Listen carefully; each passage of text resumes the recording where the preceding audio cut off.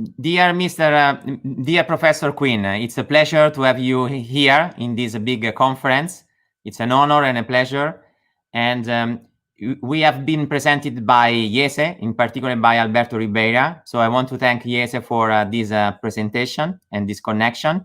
And I'm very happy to interview you about the theme of purpose and all the consideration about positive leadership. It's a very pleasure to have you here. It's a pleasure to be with you. So, thank you so much. So I'd like to start with one consideration that that came from the past. 20 years later, in 2001, you with other two professors of Michigan, you created this positive organizational scholarship with the aim of promoting rigorous and relevant research to represent the best of human condition in organization and in workplace. So now, 20 years later, I'd like to start with the achievement that you think that you have achieved, that you have met, and which are the next challenge for the future. All right. That's a great question to start with. When we made that change 20 years ago, we basically said the social sciences have a problem. They have a bias. And everybody said, no, we're objective. We said the bias is called central tendency. We have a great understanding of what happens in the middle of the curve, what's normal. We said we need to introduce a new bias, and the new bias orbits around questions like, what are individuals like at their very best? What's a group or team like when it's at its very best? What is an organization like when it's at its very best? And people were very uncomfortable with that, but there were many people who in fact bought in, and so many scholars started doing research from this alternative lens. Today, 20 years later, we have hundreds of studies. If you look across those studies, there are some powerful lessons for the world of practice from that work. And I think the starting point is what we've learned is there's a conventional theory in formal social science. Economics, for example, begins with assumptions like people are individual, rational, self-interested actors. Resources are scarce, conflict is natural, and so on. They're very gloomy assumptions. And the other social sciences have those same assumptions. You and I have a theory right here, just below the chin, that is unconscious, but reflects exactly those assumptions. When we're under stress, we make a lot of negative assumptions and we behave accordingly and we build conventional organizations. And so there's an alternative. There's a theory of excellence that looks very, very different than that theory of convention. And it's a theory in which people are thriving, leadership is positive, and we're accomplishing great things. And the first reaction from managers is, oh, that's utopian, that's make-believe, that's not real. But if we look in sciences like complexity theory and related fields, we find all kinds of evidence that says excellence happens all the time. And so when we turn to a crisis like this, it raises the question about what's possible. And I think maybe your second question has to do with that. Let's surface that question. Yes. About this point, I will ask you. In time of crisis, it's very difficult to, let me say, to maintain a positive approach because a lot of companies need to cut costs, to fire some employee, and so I was very impressed about one of your article in which you wrote, during the time of crisis, we have the opportunity to do the impossible. So my question will be, how we can learn to do this, and how we can create a social excellence. That's exactly true. That is, in time of crisis is when cultures can change. I just did a book called The Economics of Higher Purpose. We interviewed a number of CEOs of purpose-driven organizations. So many of those interviews tied back to the year 2008. 2008 was the year of the Great Recession. And so many of those leaders went into crisis in 2008. What happened to them is they made a discovery that in the time of crisis, people are looking for purpose, direction, and vision.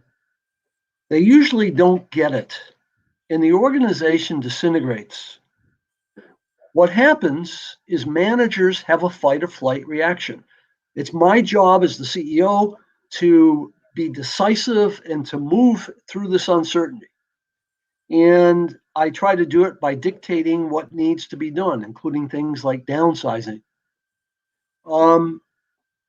What happens is the system disintegrates. People become exactly what economic theory says they'll become, self-interested actors, and they're taking care of themselves. The organization just died. So when I make those kinds of decisions, which are natural to make, I'm doing exactly the wrong thing. I'll give you some concrete examples. This week, we had a podcast, and a guy said, "Look at this. This is the director of a hospital in New York City in the middle of the crisis. And look at this statement he wrote to his people." And it was about Dante's Inferno. And it was this incredible vision of what the people were doing and where it was they were going, what their purpose was. At the end of the podcast, the person said, "This conversation's taught me so much. I want to call my clients and share what I've learned, but they're in the middle of a crisis, so I can't do that because during crisis, they're just solving problems, and we just have to let them do that." And I said, "Let me challenge that thought. Let's go back to the beginning of the podcast. Why did you show me this document?" He said, "Oh, because it was visionary." I said, "So we have the head of a hospital in New York City in this crisis who goes home exhausted at the end of the day. All the other heads of hospitals go home exhausted and they go to bed, but he doesn't go to bed. He stays up and he writes a document about their vision." This man is solving problems and providing vision at the same time. That's what a leader's job is in a crisis. Most of us can't see that. We are sucked into the problem solving only, and we go home exhausted, get up the next day and solve problems again. And the organizational culture's dying around us.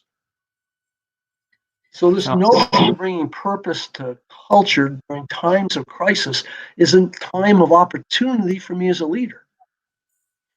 So this reflection is very important because this bring even to, let me say, to the personality of a leader and the energy that a leader must have. So Right. in time of crisis, maybe if you have a good vision and you have a good sense of the final scope, you have more energy to manage the different things. So my question will be, how, let me say, is important to be authentic in this time of crisis, and even how we can, let me say, show to other people our emotion, our deep sense of believing. What do you think that a leader in this time must, let me say, communicate even in the family, in his, let me say, natural ambient? Let me tell you two short stories. The first story is about a woman. She's a first line employee in a company. And 12 months after an event, she and I are talking. And she says, "I went to work one day and they brought all the people into the main room and they read a list of names and said, 'Stand up.' These people stood up, and then security guards took them to their desks and then took them to the parking lot. They were downsized."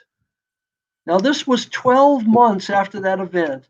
As she was telling me the story, she was crying and she was shaking. 12 months later, She is still traumatized from what happened. She kept her job, but she's traumatized. And she said to me, for 12 months, I've been looking for a job. I'm still looking. When I find one, I'm going to go. Now, what happened there? There was an authority figure somewhere in that hierarchy. Some other folks figured out that they needed to cut. It fell to this poor person to do the job. What did he or she do? They went to legal, they went to HR and said, what's the procedure for downsizing? What did HR legal give them? Conventional, safe procedures based on efficiency. The person implemented those procedures, brought in those security guards. And in the process of doing this natural thing, that authority figure was destroying the culture of that company. Now, people say, yeah, but there's no other choice. Let me tell you a second story about an entrepreneur, a man named Ricardo Levy. Ricardo is now retired. He had 2 successful companies. He now teaches at Stanford. Ricardo told me the story about one day he had a huge recession and he had for the first time to cut people in his company. There was no other choice. He went in on the crucial day and he held the meeting and he downsized the people. He fired the people. When he was finishing firing the people he fired stood up and gave him a standing ovation. Now that's mind-boggling. You don't give people a standing ovation for firing you. And I've asked hundreds of executives, how do you explain this? And they freeze. They can't. I say, no, you have 3 minutes. You have to sit down and think about that. Give me the answer. They always come up with the answer. Oh, he was totally committed to those people. He looked for every single alternative. He was totally transparent with those people. When he went in there, he was feeling what they were feeling. He was vulnerable with them. He was showing deep concern, and they knew it. And those, of course, are exactly the right answers. Now, what does that say? Up here, I have a theory that's economic. And people are just widgets to be eliminated. Way down here, there's another theory. Those executives can answer after 3 minutes because they can find this other theory that's way down here. It's the theory of social excellence. It's the theory of positive leadership. In the time of crisis, we have our greatest opportunity to change the culture, because during crisis, we can give our people the very best self that we have. When we do, they know it. They then give us everything they have. In all those interviews, that's what the CEOs discovered. That in that crisis, those people, as they treated their people right, those people were giving those CEOs all they had. In fact, more than the CEO could ask for. What emerged was social excellence, and the companies prospered in bad times because everyone was giving more than they had, and they were collaborating, creating an ecosystem that wasn't dictated from the top. It emerged from the bottom because they were getting positive leadership.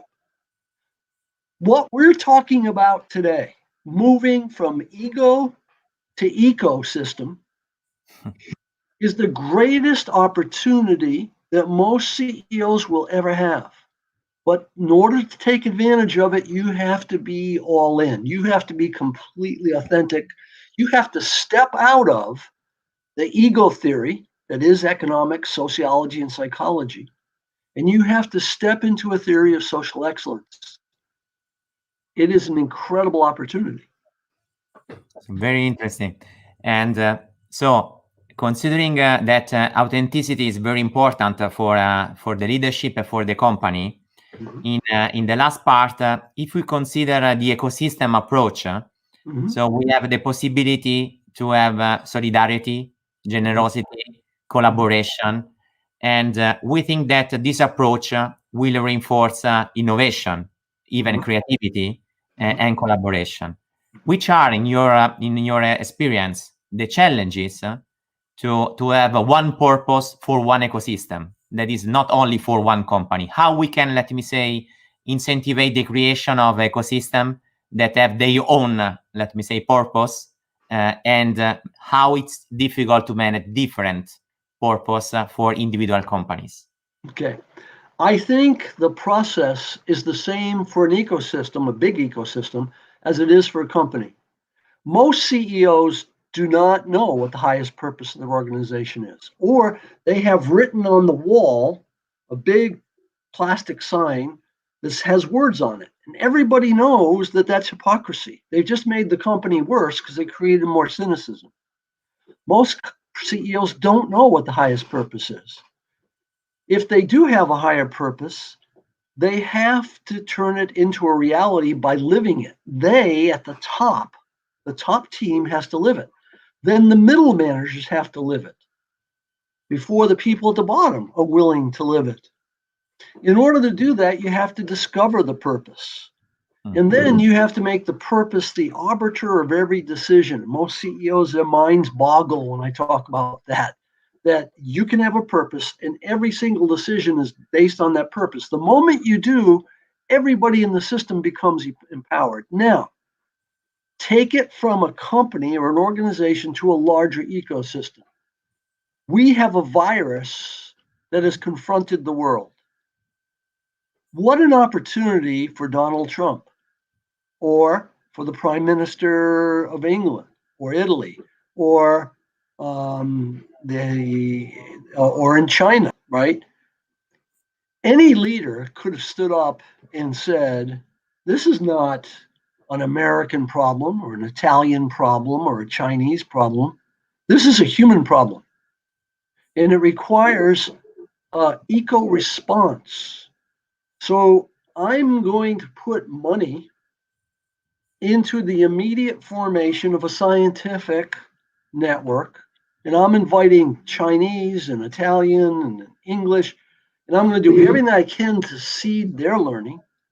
I'm going to create a system for all the medical people who are providing services to encourage each other in the learning process. And so we're going to provide these information systems for them to tap into, and we're going to put money. We don't know where, we can't be systematic, but as these opportunities come, we'll fund them. And we're going to create a worldwide learning system. Now, where was the leader of China? Where was the leader of Italy? Where was Donald Trump? Donald Trump was talking about making America great again. Donald Trump was doing things that were the opposite of what we're talking about because he couldn't conceive of them. And basically, to create an ecosystem with a higher purpose, either you or me or the person next to us has to stand up and do what those people didn't do. Very, very, very interesting. Thank you so much. It is the best advice I think that we can give to these initiatives today for the creation of this ecosystem of medium and small enterprise that maybe these companies are the most affected in the crisis. And we hope to give to them hope and a new way for the future. I want to thank you so much. Thank you, because those entrepreneurs are our future. Thank you so much. Thank you. Thank you. Okay.